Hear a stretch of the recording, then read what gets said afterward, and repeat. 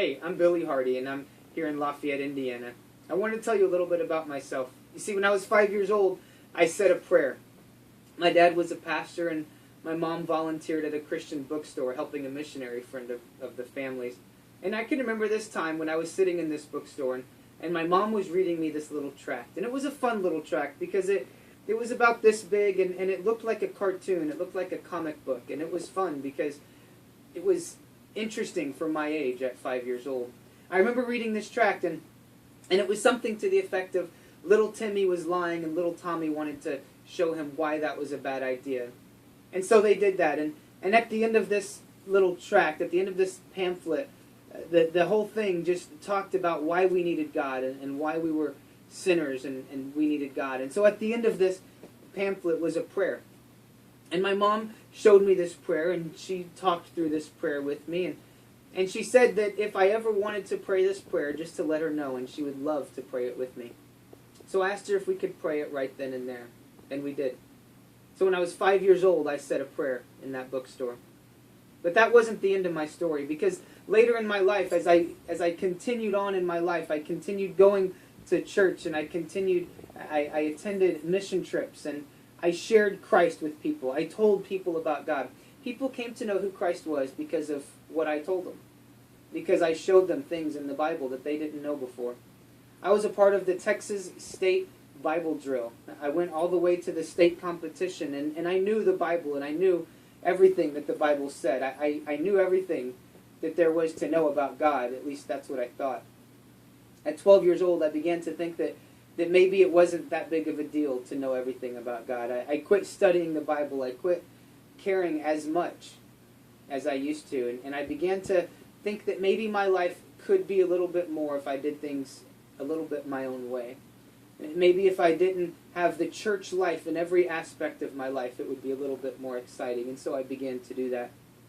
At 16 years old, that took a whole nother turn, and I decided that I really didn't need church at all. I began driving, and that meant that I didn't have to go to church because I would tell my parents that I went to a fringe church. And so I would be involved doing things that I shouldn't have been doing. I was involved. I was searching for things. I felt this emptiness in my life. I felt this hopelessness in my life, this anger in my life. And I wanted a way to fill that up. I wanted a way to get the anger out.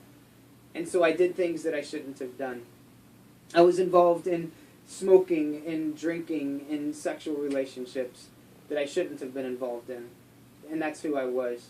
At 18 years old, my parents left our house and they moved to Puerto Rico to pastor a church in Puerto Rico.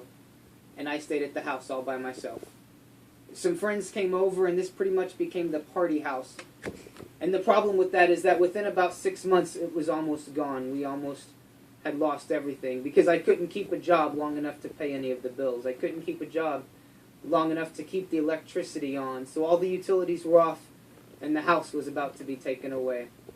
I was at the end of everything. I didn't have anything left. So at 19 years old, I moved to Puerto Rico. While in Puerto Rico, I discovered a whole different aspect of who God was, because there were missionaries all around me. There were people all around me showing me the fun parts of God and the fun parts of Christ, and the fact that Christ cares about us, that Christ cares about individuals. And so when I was 19 years old, I left my father's church with tears down my eyes, and I went upstairs to my patio, and I fought God.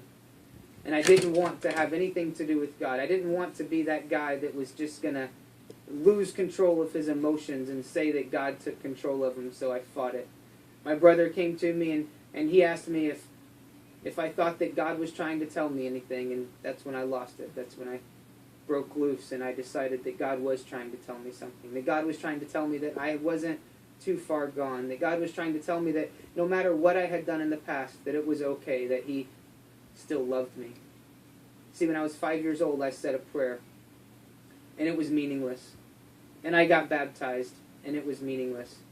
It was exciting to be baptized on Easter Sunday in front of everybody, but it was meaningless because the prayer that I said was meaningless, because I only knew who God was, but I didn't understand who He could be in my life. I didn't understand what it would mean if I actually brought Him into my life and into my experiences.